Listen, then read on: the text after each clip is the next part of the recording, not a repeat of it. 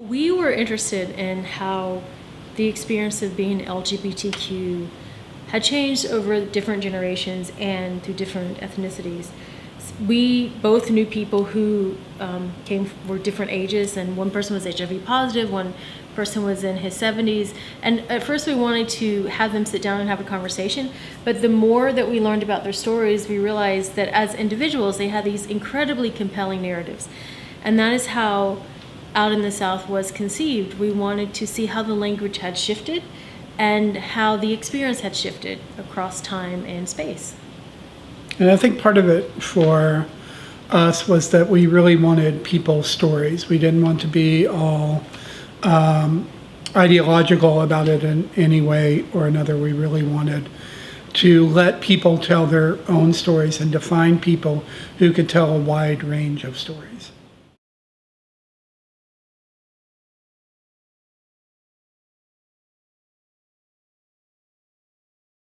Well, I think it just really made it all that more pressing and all that more necessary as discussions around HB2 and the kind of language that was being used around HB2 with things like sexual predators and words like that being used. It made making these issues really personal and letting people in on a story that was really personal all that more necessary. For me, HB2 was not only this incredible timely coincidence with Out in the South, but it was a wake-up call for me to see how government was intruding into our personal lives. And it also made me appreciate the value of personal narrative. You can argue with ideology, but you can't really argue with someone's story. It can make you uncomfortable, but you can't disavow someone's personal experience. And I think we should say too that, because we started with Jim, who is over 70 and grew up in a time when homosexuality itself was criminalized, then this kind of attempt to begin to criminalize behavior was a thing that really impacted us as we worked on the series.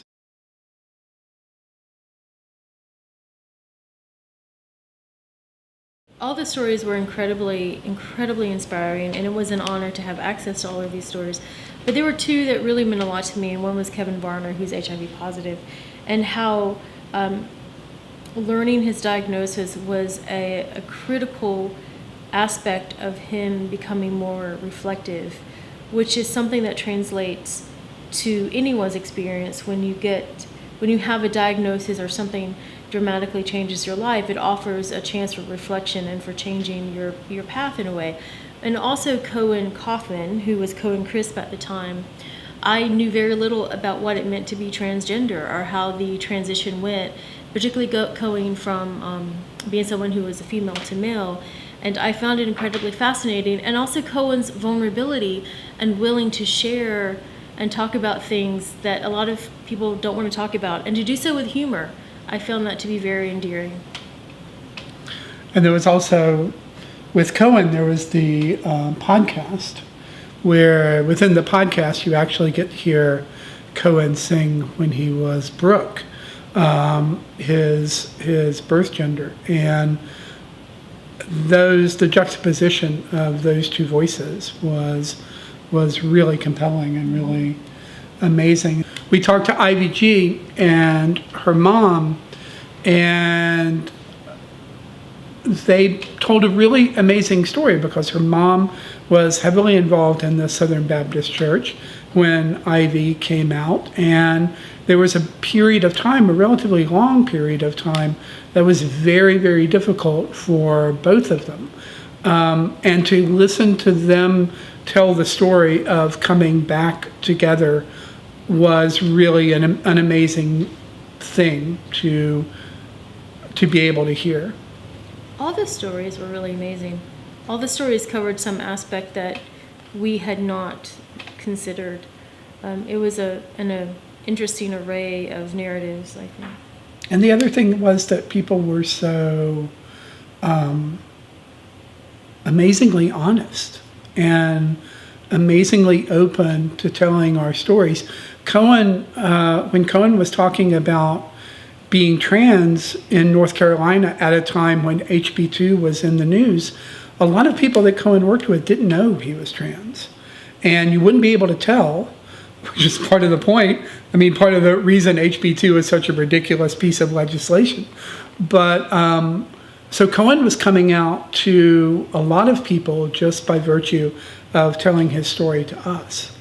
And what was really amazing is that all of their pictures were on the cover of Yes Weekly, which was the first place where the series debuted. And I know Ivy told us, you don't know what it means for a gay or queer kid to see our faces on the newspapers all over the city at a time when this community was being attacked politically. So we were really proud to be able to make space for that conversation. Right.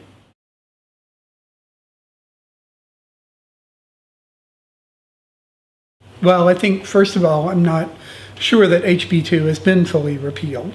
And there is constant efforts all across the country to infringe upon the LGBTQ population's rights in all kinds of different ways. And obviously, nothing that we did had anything to do with the eventual fate of HB2. I don't know. I think we're both just kind of a little bit in shock about the awards. You know, we were just trying to do the best work we could, and neither of us had really done anything quite like this before. And because we hadn't, we were ridiculously ambitious to do this 5-part series, and we had an editor who was ridiculously ambitious with us, and we were just concentrating on doing the best job that we could. For me, not only is the LGBTQ community under attack across the country, but so are other communities, the Muslim community, the immigrant community, or the disabled community. There are so many populations that are now living in fear. And the success of this series convinced me that stories matter, personal stories matter more than ever. And they can be so powerful at a time where so many people in our country are deeply suspicious of one another.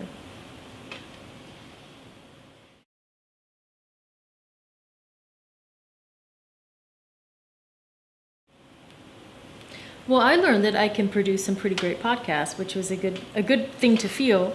And I also, again, learned the value of owning your story, of rising up to greet your story. And that was one of the most amazing things that the participants told us, is to have an opportunity to hear and read their story back to themselves, something they had never done. And I think it was, in some ways, a transformative experience for those too. Yeah, that was a thing that I kind of discovered in the midst of doing this series, was that we were doing something for the people we were interviewing. We were processing their story for them in a certain kind of way, and giving it back to them.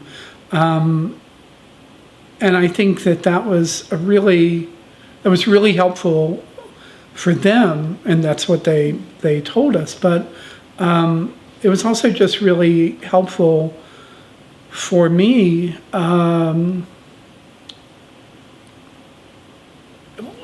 of it was sort of like, being able to ask questions you wouldn't normally ask someone, like asking Cohen what a binder is and how it works and how you put it on and how you take it off. And him, being completely forthcoming about it, but it's not the kind of thing you'd necessarily ask someone at a dinner party. So being able to ask certain kinds of questions, being able to have certain kinds of conversations that I wouldn't necessarily be in a position to have outside of the series. It also, I think the experience demonstrated the incredible power of listening, of making space and making time to listen to other people's stories, which we don't do very often anymore.